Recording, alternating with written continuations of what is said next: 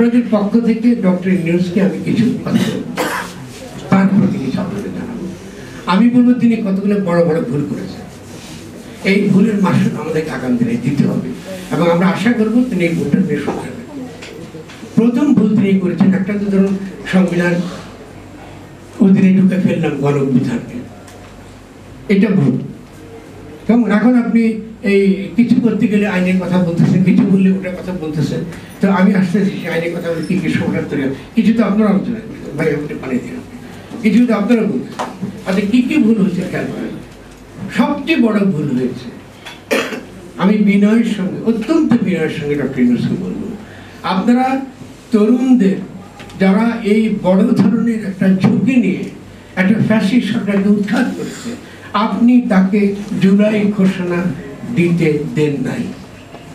এটা অন্যায় কাজ হয়েছে, অন্যায় কাজ।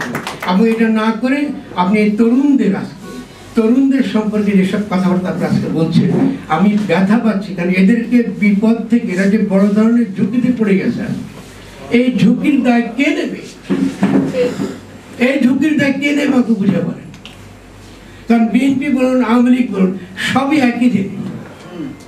এরা তো তরুণদেরকে বাঁচতে দেবে না।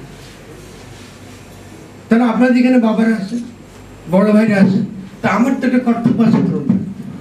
তো আপনি যে এই কাজটা করতে দিয়েছেন, যে জুলাই গণঅভ্যুত্থানের ঘোষণা দিয়ে দেন নাই, আপনি কি যুক্তিতে এটা দিলেন?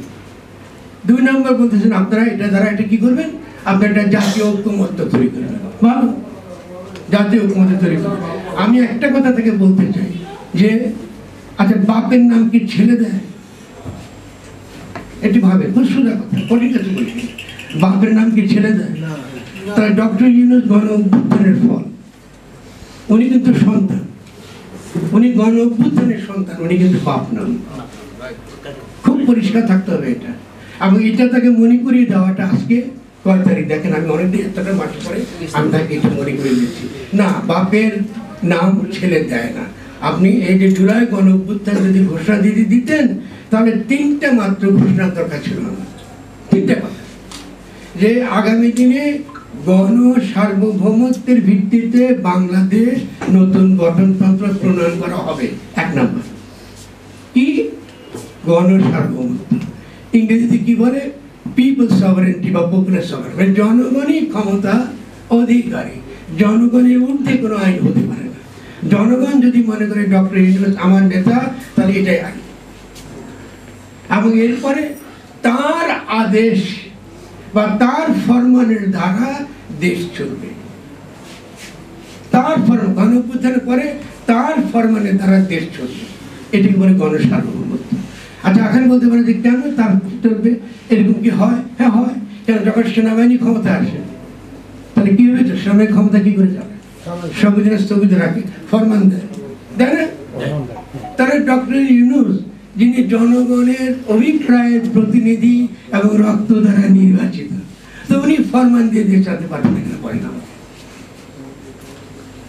এখন তিনি কি করলেন, এই যে ঝামেলার মধ্যে ঢুকলেন, ঢুকে এর পরবর্তী ভুল তিনি কি করলেন, তিনি রাজনৈতিক দল আর জনগণকে এক কাতারে ফেলেছেন। রাজনৈতিক দল মানে জনগণ না, গণ এবং দল তো এক না। রাজনৈতিক দল একটা ক্ষুদ্র অংশের প্রতিনিধি হইতে পারে, তাও সে প্রতিনিধি কেন সেটাও বিচার সমিতি, আমরা জানি না সে জনগণের প্রতিনিধিত্ব করে কিনা, কারণ সেটা তো দেখতে হবে সে করে কিনা।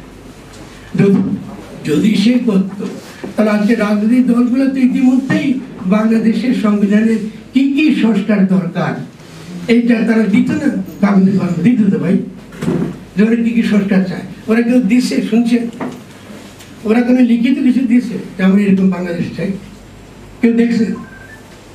তা দেয়নি, কারণ দিবের ক্ষমতা ওদের নেই।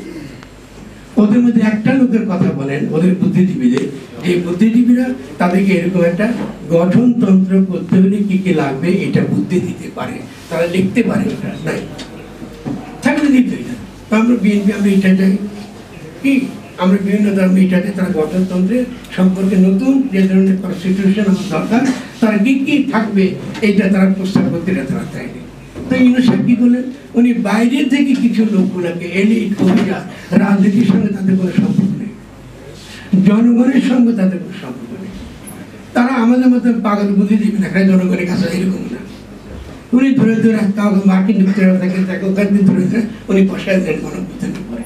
এরা কাকে রিপ্রেজেন্ট করে?